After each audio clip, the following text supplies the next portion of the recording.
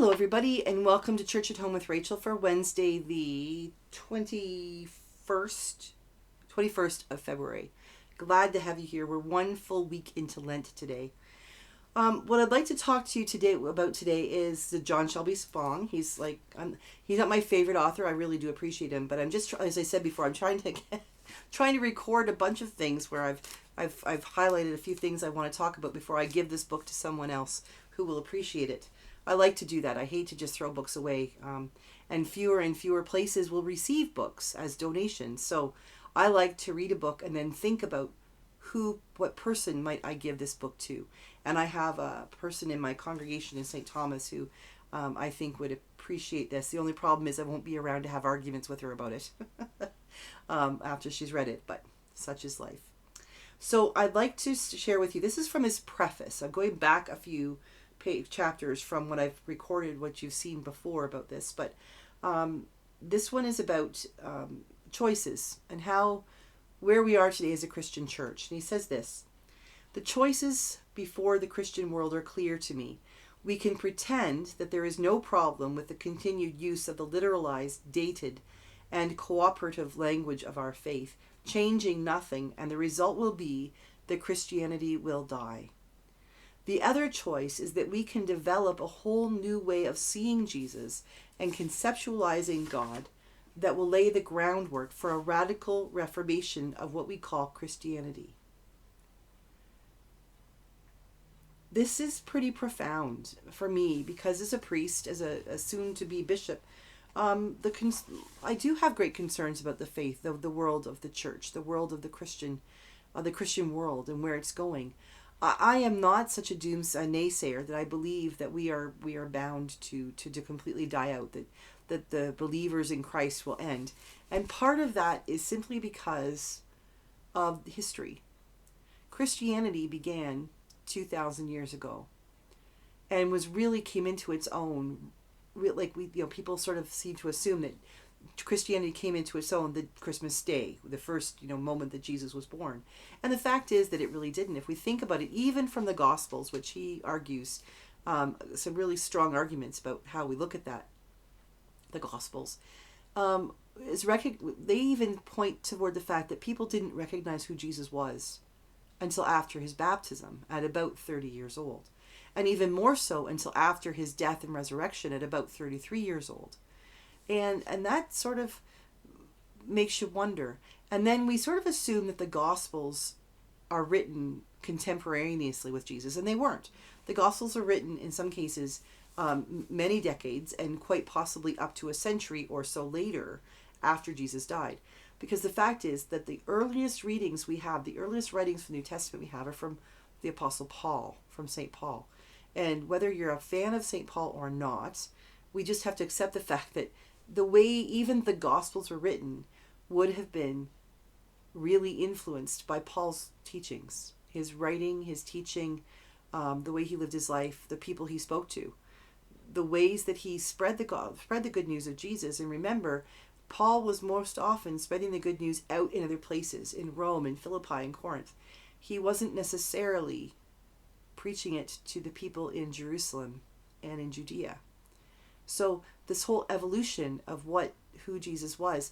Then we have the early desert fathers, those monastics, those men and women who went away, desert fathers and mothers, who went away from community to be in community with God. Their understanding of that. And some of our greatest extra biblical, meaning things about Jesus not from the Bible, some of those greatest things are from those early writers, mystics and prophets, and some people wouldn't call them prophets, but those early writers who are influencing the way Christianity was evolving and becoming. And then we get Constantine and his decision that because he converted to Christ, everyone would convert to Christ, and hence began in many ways, the colonization of Christianity, when the ruler indicates what the people will believe.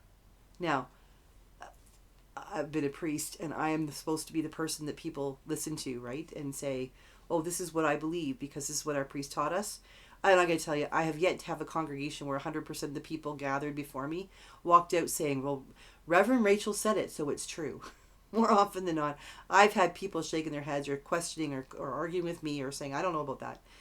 So why we would even begin to believe that just because Constantine said this is the way it is, that everybody automatically said, absolutely, we immediately believe in Jesus. Not likely.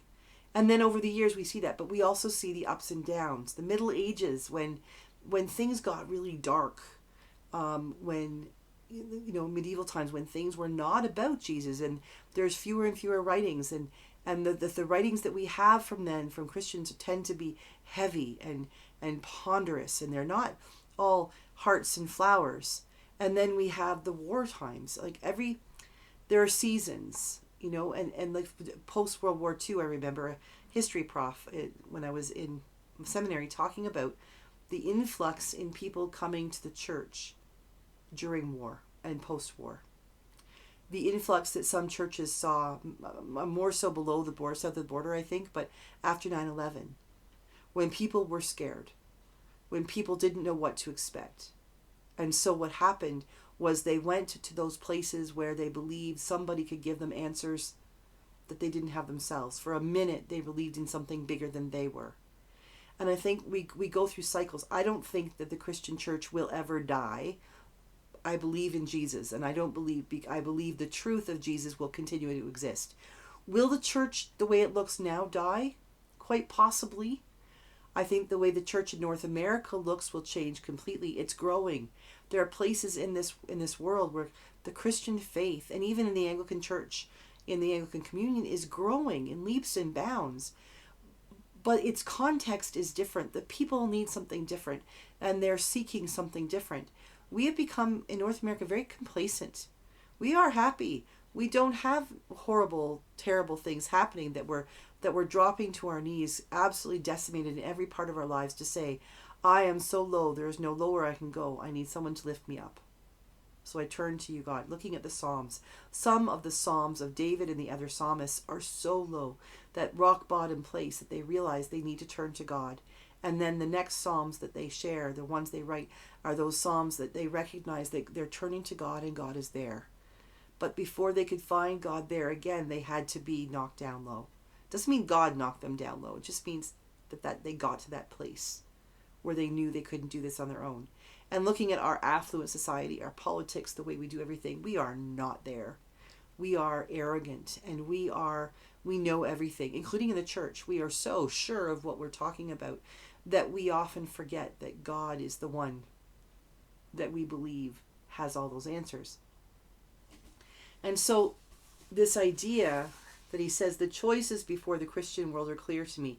We can pretend that there is no problem with the continued use of the literalized, dated, and inoperative language of our faith, changing nothing, and the result will be that Christianity will die. And I see that right now in the Christian church in North America. That I don't come from a tradition that literalizes the Bible stories, and the language of our faith is we are always trying to expand it and trying to understand it in new ways, and we stumble and we fall a lot. But I think in the Anglican church, at least in Canada, we're trying really hard to be open to understanding how God speaks to us through other people's experiences and through their language and what they can teach us. I am certainly looking forward to that in the Diocese of Brandon, where I will be able to work with Indigenous peoples who will be able to teach me new ways of seeing, because I've only ever seen faith through the eyes of a white woman, a white Christian woman from southern Ontario, who's lived a few other places in Canada. I need to be open to hearing the ways other peoples who have had different experiences and different contexts and different traditions can teach me how God is understood from their perspective, which it will not threaten my understanding of God. It will only broaden that. But there are churches, and we hear about them all the time, especially the Bible Belt and places where the conservative church, small c conservative church, is saying, this is absolutely what God said. This is absolutely what God did not say. I'm sorry, I can't do that. I cannot absolutely say what God has or has not said, because I am not God. And that understanding, if the church hangs on to that, yes, we're going to die, and maybe we should. Because we are not the church of God. We are not the church of a Jesus who loves. and forgives and accepts and wants to walk beside us if we are consistently saying that we believe in a God who hates, a God who banishes and dictates that some are okay and some are not because fill in the blank. That church may indeed need to die, and maybe that's okay. He says here the other choice is that we can develop a whole new way of seeing Jesus and conceptualizing God that will lay the groundwork for a radical reformulation of what we call Christianity. I think he's right, and I think we're in the middle of it. I think we are in a time in our world where we are, because of the media and because of instant communication, we are too aware of too much to be able to fall back on what we've always said, this is the way it is, because we know it isn't that way anymore. And I believe he's right. I think that the church does need to do the hard work of figuring out how do we speak truth to ourselves and to the world within the context that we are in. And that will mean learning a whole new language.